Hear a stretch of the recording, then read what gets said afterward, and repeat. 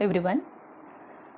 We will discuss a practice set which is very important for the exam, and we are discussing here a question number first in a foreign trade, chapter number 10, foreign trade in India.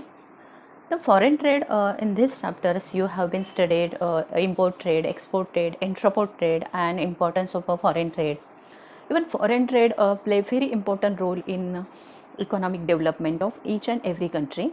So internal trade means goods and services within country, and foreign trade means exchange of goods and services between two or more countries. So exchange of goods and services between two or more country. Foreign trade is across the boundaries of a country. तर विदेशी व्यापार या धड्यामधला आपण स्वाध्यायाचा प्रश्न बघणार आहोत. आपण 12वीच्या परीक्षेच्या दृष्टिकोनातून जे महत्त्वाचे प्रश्न आहेत, म्हणजे प्रश्न पहिला आपला जो महत्त्वाचा आहे ऑब्जेक्टिव्ह टाईप क्वेश्चन, की ज्याच्यामध्ये आपल्याला 20 मार्क्स ऑब्जेक्टिव्ह टाईप क्वेश्चन आहे. And for the application based test जी आपली आहे जी 20 मार्क्ससाठी आहे, म्हणजे बोथ एक्झाम्स आर इम्पॉर्टंट आहेत परीक्षेच्या दृष्टीने फॉर द एक्झाम.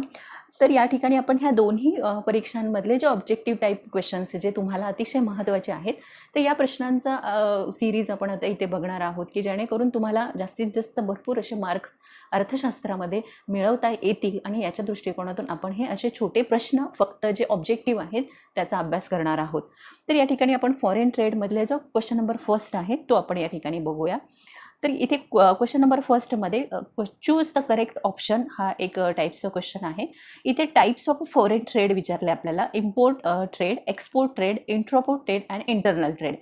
तर या ठिकाणी टाईप्स ऑफ फॉरेन ट्रेडमध्ये इम्पोर्ट ट्रेड आपल्याला इथे हा इम्पोर्ट ट्रेड राईट आहे, एक्सपोर्ट ट्रेड आणि इंट्रापोर्ट ट्रेड हे 3 टाईप्स आहेत. त्यामुळे ऑप्शन नंबर जो सेकंड आहे ए, बी अँड सी हा करेक्ट ऑप्शन आहे. म्हणजे answer of this statement is 2 आहे, A, B and C. Then export trades of India's foreign include.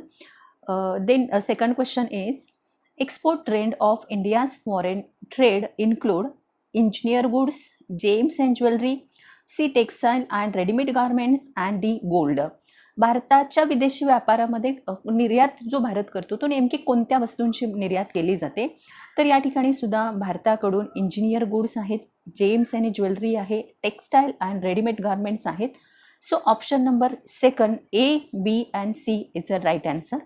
Then third, role of foreign trade is to earn foreign exchange, to encourage investment, C lead to division of labor and D bring change in composition of export.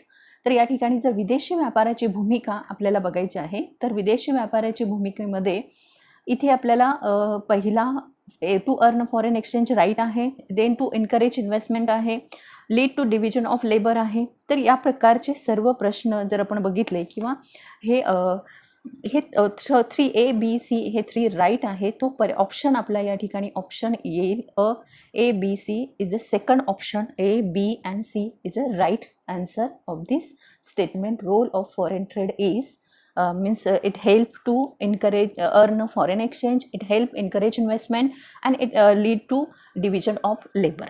Next question number second. Question number second is identify and explain the concept from the given illustration. First, India purchased petroleum from Iran. आता भारतानं इथे इराणकडून petroleum पदार्थ खरेदी केले. India purchase petroleum from Iran. तर इथे आपल्याला concept identify करायचे आणि एक्सप्लेन करायचे आहे. तर या ठिकाणची कन्सेप्ट जी आहे ती आहे आपली इम्पोर्ट ट्रेड ही कन्सेप्ट आहे. Now it need to write a definition. So look at this definition. Import trade refers to purchase of goods and services by one country from another country or inflow of goods and services from foreign country to home country. So that is called a import trade. So here is the identified concept is a import trade and this is the definition of this concept. So here a first example. Then Maharashtra purchased wheat from Punjab. महाराष्ट्राने पंजाबकडून गहू खरेदी केला. म्हणजे ही जी concept आहे ही internal trade concept आहे. Internal trade concept आहे.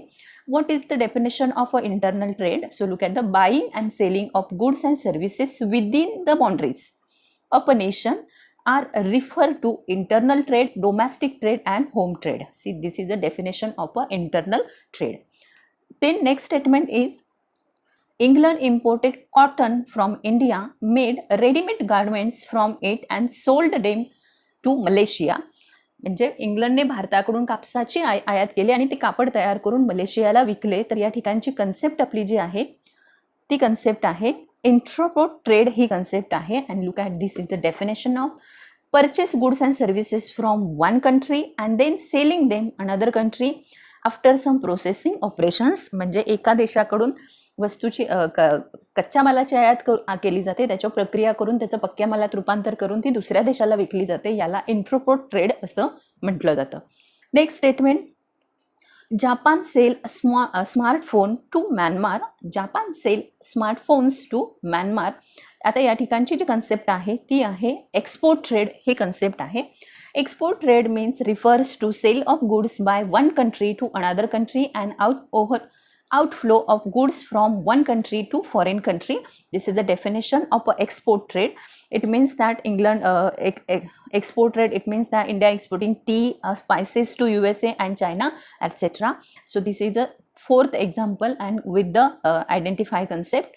So here we completed our little bit video on the question number first. That question are a type objective type questions. So I hope this is a very important video to you, and I hope this is a very information, this information is very useful to you. So thank you for watching.